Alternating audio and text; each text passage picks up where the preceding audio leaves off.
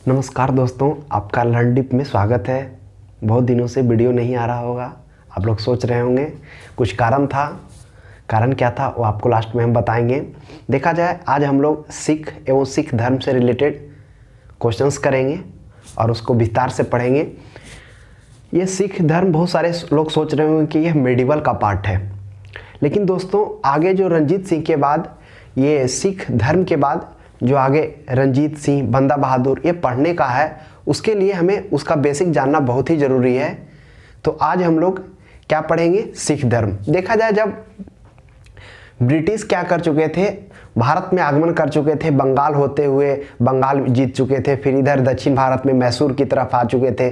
तो उसी धर्म में जब मुगल क्या कर रहा होता, भारत पर जब राज कर रहा होता, केंद्र में बैठा हुआ होता है, उसी समय बहुत ऐसे प्रांतीय क्षेत्र थे जिनमें क्या हो रहा था, विभिन्न धर्मों का उत्कर्ष हो रहा था, उद्भव हो रहा था। उन्हीं में से एक सिख धर्म निकल कर आता है।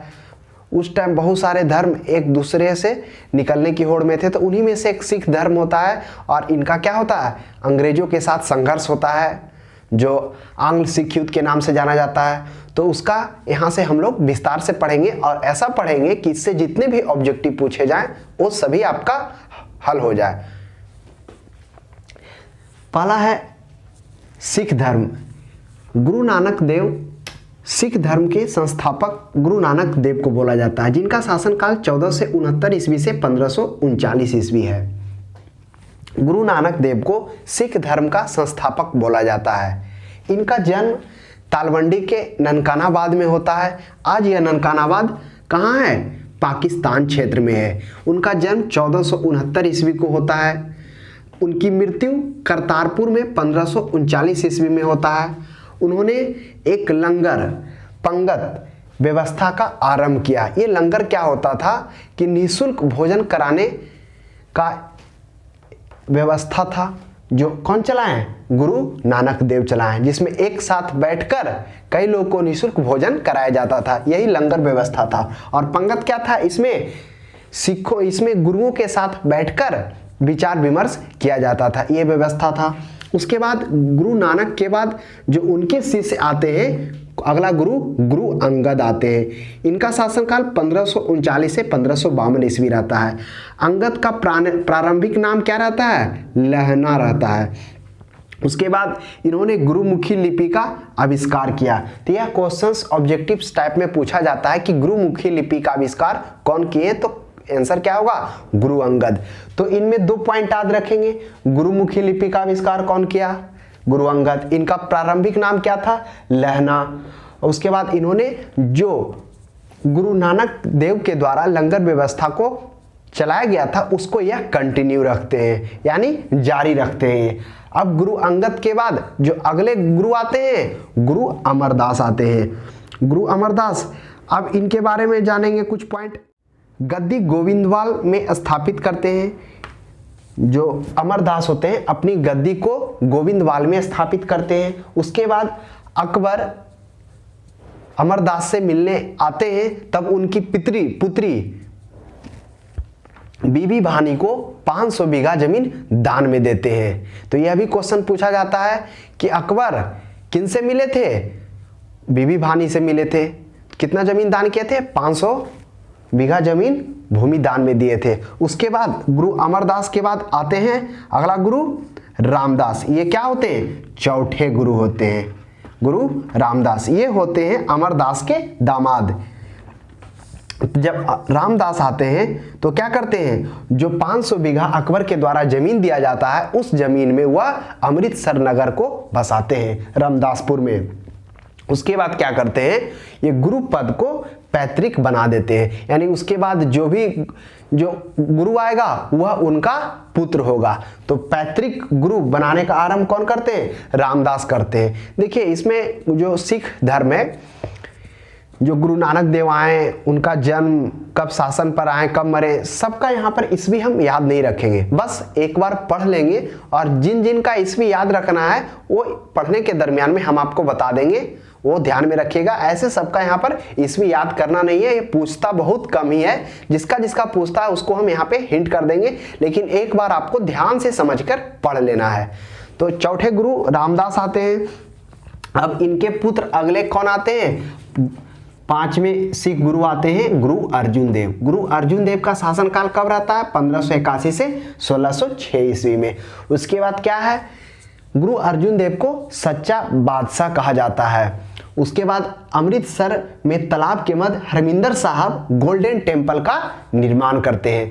अगर क्वेश्चंस पूछा जाए कि अमृतसर नगर कौन बसाते हैं तो आंसर होगा रामदास। और उसमें अगर गोल्डन टेम्पल हरमिंदर साहब की बात की जाए तो वह कौन बनवाते हैं? गुरु अर्जुन देव बनवाते हैं। तो वह कब बनाते हैं? 1589 ईस्वी में। ऐसे ही है, इसमें नहीं पूछा जाता, बहुत कम ऐसे एग्जाम्स होते हैं जिसमें पूछते हैं, फिर भी आप याद रखेंगे 1589 ईस्वी में गोल्डन टेम्पल का निर्माण किया जाता है गुरु अर्जुन देव द्वारा।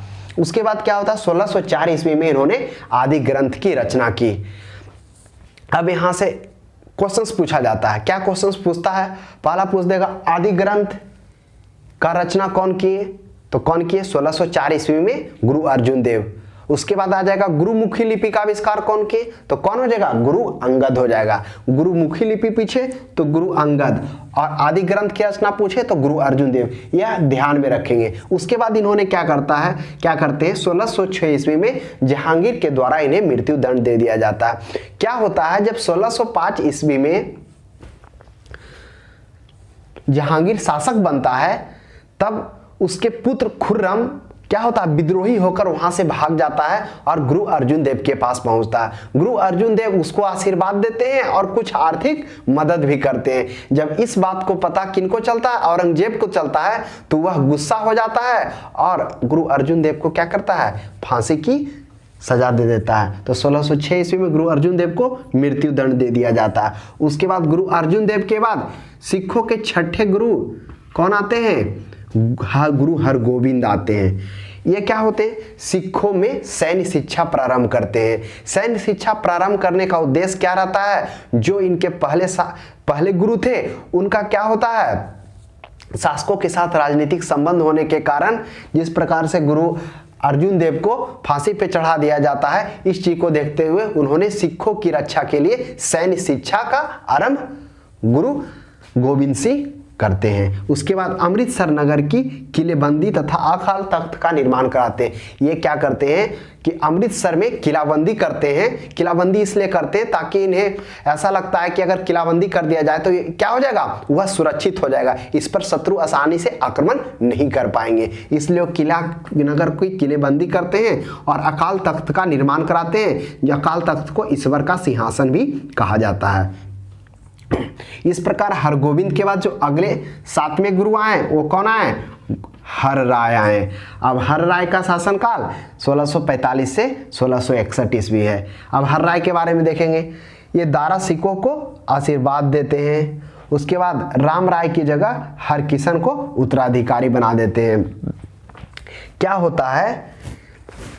1645 से 1661 ईस्वी, यानी जब औरंगजेब शासन कर रहा होता तो हर राय को बुलावा भेजता है अपने द्वार में आने के लिए। तो हर राय क्या करते हैं? हर राय खुद नहीं जाकर वह दारा सिकोह को औरंगजेब के दरबार में भेजते हैं।